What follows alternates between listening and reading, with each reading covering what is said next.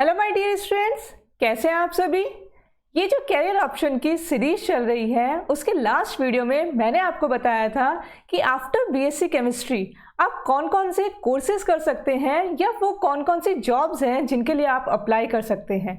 तो अगर वहाँ से आपने ये ऑप्शन चूज़ किया है कि बीएससी केमिस्ट्री के बाद मुझे एमएससी केमिस्ट्री करना है, तो अब आपके माइंड में बच्चों ये क्लियर होना चाहिए कि एमएससी केमिस्ट्री करने के बाद मतलब 2 इयर्स बाद आप कहाँ स्टैंड करने वाले हैं। अगर आपको हायर स्टडीज़ करनी है तो कौन सा पाथ आपको फॉलो करना है।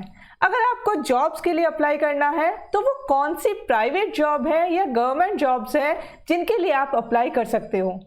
देखो क्या होता है बेटा, अगर आप गूगल पे सर्च करोगे तो वहाँ पर आधी अधूरी इन्फॉर्मेशन मिलती है। अगर मैं अपना पर्सनल एक्सपीरियंस बताऊं तो जब मैं एमएससी में थी तब मुझे भी एक ही ऑप्शन पता था कि हाँ मुझे पीएचडी करना है। तो जब प्रॉपर गाइडेंस हमारे पास नहीं होती, इस वजह से हम बहुत सारी अच्छी अपॉर्चुनिटीज़ क्या होता है मिस कर जाते हैं। तो अगर आपके साथ में भी ऐसी कंडीशन आ रही है, आप भी कंफ्यूज्ड हैं, तो ये वीडियो मैं आपके लिए लेकर आई हूँ जिससे आप इस सिचुएशन से बाहर निकल सको। तो इस वीडियो में मैं आपको बताऊंगी कि आफ्टर एमएससी केमिस्ट्री क्या क्या स्कोप है, आप क्या कर सकते हैं। बट उससे पहले फटाफट से इस वीडियो को शेयर कर दीजिए अपने फ्रेंड्स को ताकि उन्हें भी बेनिफिट हो इस वीडियो का, और चैनल को सब्सक्राइब करिए और वीडियो को लाइक करिए बिकॉज मोटिवेशन मुझे भी चाहिए। जितने ज़्यादा सब्सक्राइबर्स होंगे उतने ही अच्छी वीडियोज़ मैं आप लोगों के लिए बनाकर लेकर आऊँगी। तो फटाफट से शेयर कर दीजिए वीडियो को और फिर हम स्टार्ट करते हैं। राइट, तो बच्चों अगर आपने एमएससी केमिस्ट्री में एडमिशन ले लिया है तो from the very first day आपको माइंड में क्लियर होना चाहिए कि आपको 3 एग्ज़ाम टारगेट करने हैं, जिसमें सबसे पहला एग्ज़ाम है CSIR नेट।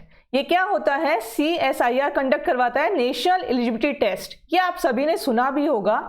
ये ईयर में 2 बार एग्ज़ाम होता है, जून और दिसंबर। अभी कोविड की वजह से थोड़ी सी जो डेट्स हैं वो वेरी कर सकती है, बट एग्ज़ाम ईयर में 2 बार होता है।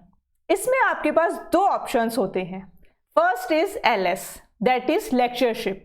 मतलब अगर आपने नेट LS क्लियर कर लिया तो आप इंडिया के किसी भी गवर्नमेंट कॉलेज में जाके या किसी भी इंस्टीट्यूट में जाके असिस्टेंट प्रोफेसर के लिए अप्लाई कर सकते हैं, आप एलिजिबल हैं। दूसरा ऑप्शन आपके पास है JRF, that is junior research fellowship. तो यहाँ से मान लीजिए सपोज करिए 2000 स्टूडेंट्स हैं, उनका सिलेक्शन हुआ नेट के अंदर।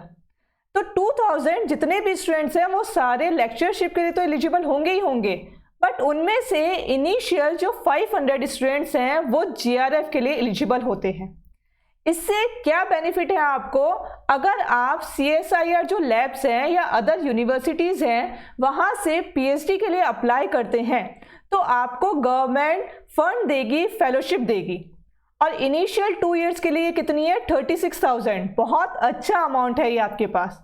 और बाद में कन्वर्ट हो जाती है SRF के अंदर, that is senior research fellowship, और ये कितना अमाउंट है? 42,000।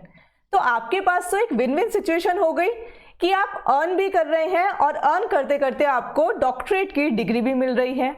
और सबसे अच्छी बात है कि इन 4 to 5 इयर्स में जो PhD कर रहे हैं आप, ड्यूरेशन है 4 to 5 इयर्स, उसमें आप ये सोच सकते हैं कि इन फ्यूचर आपको क्या करना है।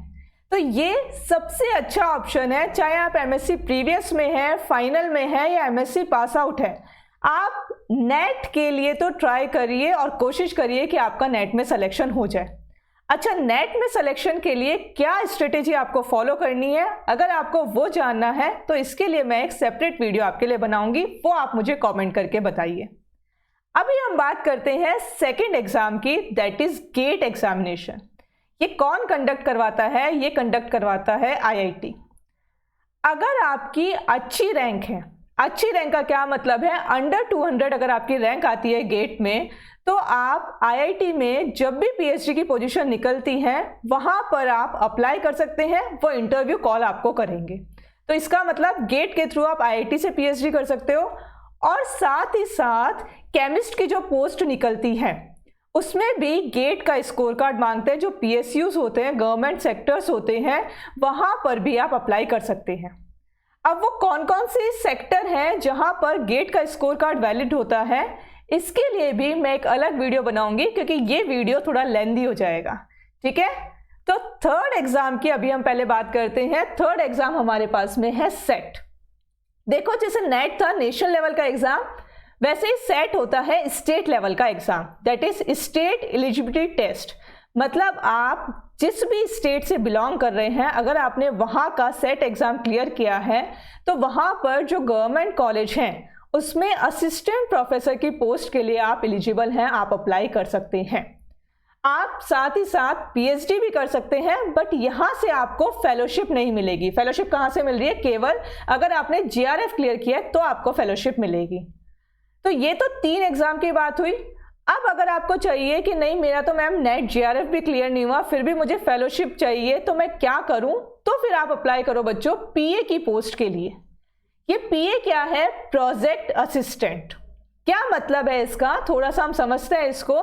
जैसे मान लीजिए जो सीएसआईआर लैब्स हैं उनमें साइंटिस्ट हैं या जो यूनिवर्सिटीज में प्रोफेसर हैं, वो जब किसी प्रोजेक्ट पर वर्क करते हैं तो अपने अंडर में वो पीए के लिए इंटरव्यू कॉल करते हैं, वो रिक्रूट करेंगे, एडवर्टीजमेंट आता है। फॉर एग्जाम्पल अभी रिसेंटली जो आईआईटी भिलाई है वहां पर एमएससी मैथमेटिक्स से पीए की पोस्ट के लिए उन्होंने इंटरव्यू कॉल किया है। तो जैसे एमएससी मैथमेटिक्स में निकला है वैसे एमएससी केमिस्ट्री के लिए भी निकलता है, तो वो आपको टाइम टू टाइम चेक करते रहना है और यहाँ पर आपको 20,000 आपको स्टाइपेंड मिलता है और बाद में जिस प्रोजेक्ट पे आप वर्क कर रहे हैं वही कन्वर्ट हो जाता है पीएचडी के अंदर। तो ये भी एक ऑप्शन है आपके पास में पीएचडी करने का। इसके अलावा आप और क्या कर सकते हैं? अगर आप एमफिल कर रहे हैं तो एमफिल करने के बाद में भी आप पीएचडी कर सकते हैं, लेकिन वहां पर आपको सेल्फ फंडेड पीएचडी करनी होगी। तो बच्चों ये तो बात हुई कि अगर आपका माइंडसेट है रिसर्च ओरिएंटेड, अगर आपको रिसर्च में जाना है तो आपको कौन कौन से एग्जाम टारगेट करने हैं। अब कुछ स्टूडेंट का क्वेश्चन होता है कि मैम एमएससी केमिस्ट्री के बाद कौन कौन से गवर्नमेंट जॉब्स है जिनके लिए हम अप्लाई कर सकते हैं।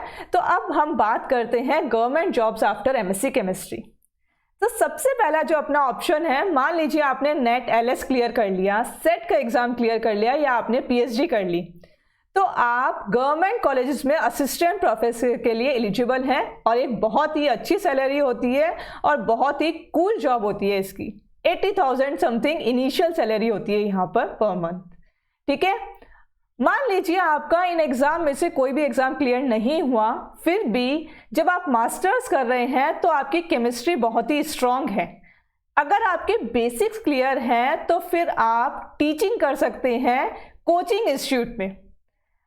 ये आप सभी को पता है, चाहे आईआईटी हो चाहे नीट हो, केमिस्ट्री सारे स्टूडेंट्स पढ़ते हैं और आज के टाइम में बहुत अच्छे अच्छे कोचिंग इंस्टीट्यूट हैं जहां पर बहुत अच्छा पैकेज भी मिलता है।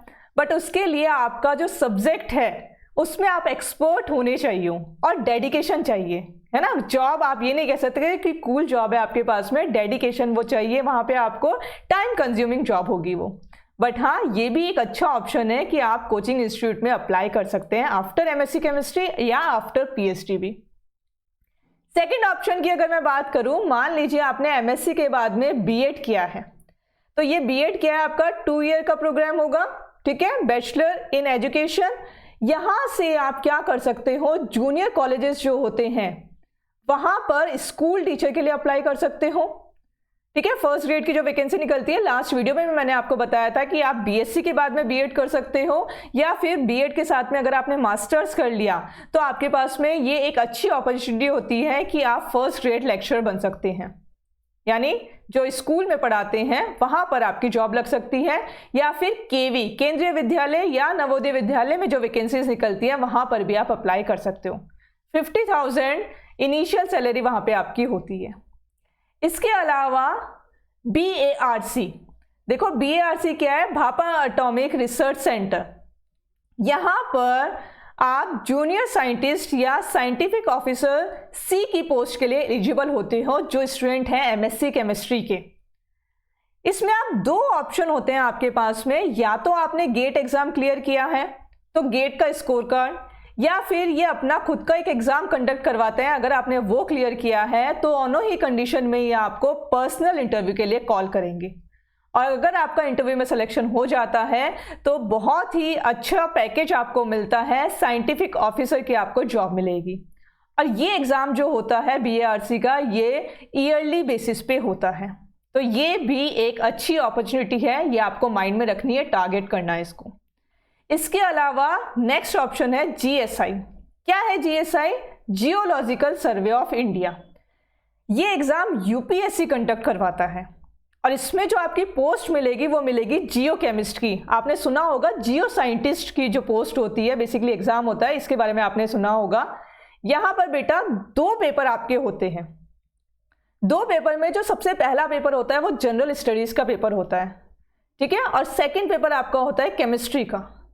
तो अगर आपने वो पेपर क्लियर किए तो फिर यहाँ पे वापस से इंटरव्यू कॉल आपको करेंगे और इंटरव्यू कॉल करने के बाद में आपको जियो केमिस्ट के लिए वो पोस्ट देंगी और एक बहुत ही अच्छा सैलरी होता है। यहाँ पर 90,000 समथिंग आपको इनिशियल पर मंथ सैलरी मिल सकती है।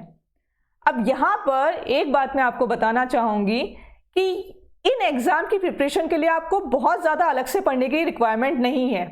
अगर आप CSIR नेट और गेट एग्ज़ाम टारगेट कर रहे हैं तो वो जो केमिस्ट्री आप पढ़ रहे हैं वही ऑलमोस्ट सिलेबस होता है इन गवर्नमेंट जॉब्स के लिए।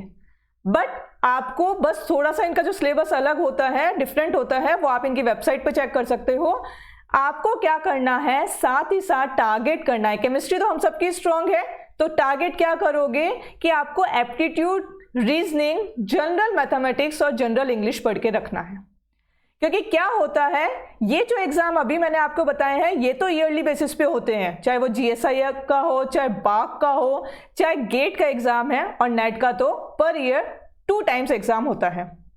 बट बाकी जो एग्जाम है, फॉर एग्जांपल सेट का एग्जाम, वो पर ईयर नहीं होता है। कब वैकेंसी निकलती है हम नहीं कह सकते, या फिर जो अदर गवर्नमेंट जॉब्स में अभी आपको बताने वाली हूँ उनकी वैकेंसी भी पर ईयर नहीं निकलती है। तो जब वैकेंसी निकलेगी तो कई बार एप्टीट्यूड आपको सेगमेंट मिलता है कि हाँ इसमें से पेपर होगा एक आपका, ये क्वेश्चंस पूछे जाएंगे, तो हम लोग वो देख करके फॉर्म नहीं फिल करते।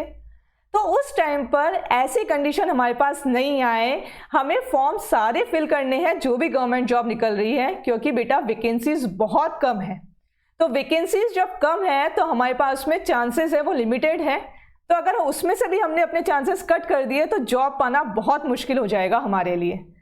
तो इसके लिए मैं आपको ये कह रही हूँ कि आप एप्टीट्यूड साथ के साथ पढ़ते रहिए। बहुत ज़्यादा कुछ नहीं पढ़ना है, बहुत ईजी से क्वेश्चंस आते हैं, जैसे वो गेट के पेपर में भी आते हैं वैसा ईजी सा सेक्शन होता है। यहाँ पर UPSC कंडक्ट करवा रहा है, लेकिन वो जीके नहीं पूछेगा आपसे, लाइक IAS IPS में जो जीके पूछी जाती है वैसे क्वेश्चंस यहाँ पे नहीं आएंगे। तो अगर मैं आपको 12 गवर्नमेंट जॉब्स यहाँ पे बता रही हूँ तो 4 जॉब्स तो आपकी पर ईयर आपको मिल ही जाएगी। तो इसी तरीके से आपको प्रॉपर आपकी प्लानिंग करनी है, जिससे कि जो भी जॉब आ रही है उसमें आपका 100% सिलेक्शन हो, आप उस जॉब को क्रैक कर पाए, राइट। चलिए, तो नेक्स्ट जॉब की हम बात करते हैं, that is FCI, food corporation of India. यहाँ पर केमिस्ट की जॉब निकलती है, पोस्ट आपको केमिस्ट की मिलेगी। इनका खुद का सिलेबस होता है जिसमें 80% तो आपके आएगी केमिस्ट्री और साथ में 20% फूड से रिलेटेड क्वेश्चन पूछे जाते हैं, ठीक है। तो ये पर ईयर एग्जाम नहीं होता है, लेकिन हाँ इसकी सैलरी भी अच्छी होती है। सारी जो है ग्रेड A की जॉब्स हैं तो आपकी 50,000 प्लस इनिशियल सैलरी रहने वाली है, ये बात ध्यान में रखिएगा। इसके अलावा और कहाँ आप अप्लाई कर सकते हैं, आप FSSAI में अप्लाई कर सकते हैं, that is food safety and standards authority of India. इनका भी अपना सिलेबस होता है, ये अपना एग्जाम कंडक्ट करवाते हैं और यहाँ फूड से रिलेटेड क्वेश्चंस ज़्यादा पूछे जाते हैं, ध्यान रखिएगा। इसमें 3 पोस्ट निकलती है, असिस्टेंट डायरेक्टर, टेक्निकल ऑफिसर और सेंट्रल फूड सेफ्टी ऑफिसर। देखो, आप MSc केमिस्ट्री हैं, वो आपकी क्वालिफिकेशन है, आप इन्हीं सभी पोस्ट के लिए अप्लाई कर सकते हो। लेकिन आजकल क्या देखा गया है कि डिजायरेबल साथ में लिखा होता है।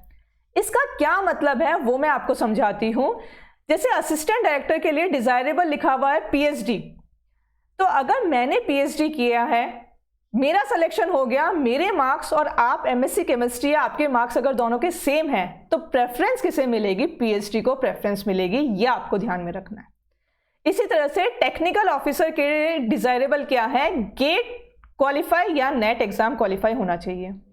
सेंट्रल फूड सेफ्टी ऑफिसर के लिए भी गेट या नेट ही डिजायरेबल है। तो गेट का स्कोर कार्ड आपका यहां पर भी काम आ रहा है, ये आपको ध्यान रखना है, ठीक है। तो आप इसके लिए अप्लाई कर सकते हैं।